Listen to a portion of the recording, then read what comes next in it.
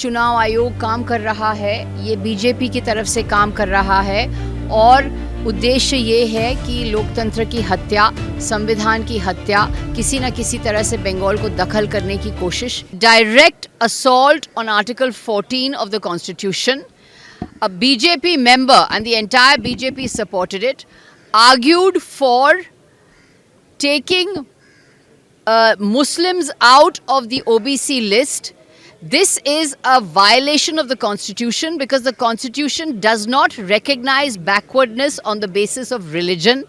The Constitution recognizes backwardness according to social and economic criteria.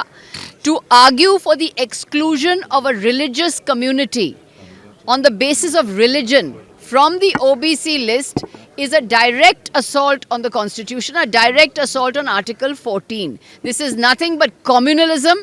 It is nothing but the BJP's brand of open, naked, brazen communalism.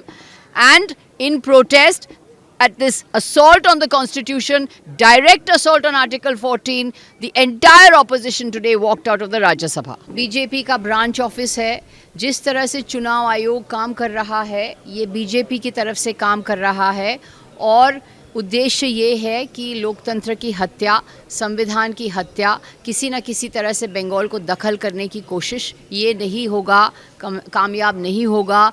TMC इस election को SVEEP कर रही है, TMC की लहर है और ममता बनर्जी चौथी बार मुख्यमंत्री बनेगी। ये सरकार की पूरी विफलता है।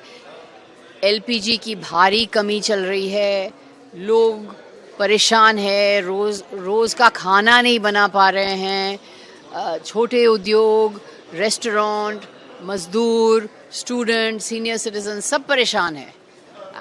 ऑल दिस टाइम सरकार क्या कह रही थी कि सब ठीक है, सब चंगा सी, हमारे पास सप्लाई है, क्यों नहीं कार्य योजना किया फॉर एलपीजी सप्लाईज, क्यों नहीं स्टॉक पाइल किया, कुछ नहीं किया। अब इमरजेंसी है इसीलिए एक्ट कर रहे हैं। ये सरकार की विफलता है। मिनिस्टर को हम कह रहे हैं, যতই करो हमला आबार जीतबे बांग्ला, जो भी करना है करो, डिलीशन की कोशिश करो, एजेंसी दौड़ाओ, कुछ भी करो। टीएमसी इस इलेक्शन को स्वीप कर रही है और ममता बनर्जी चौथी बार मुख्यमंत्री बनेगी।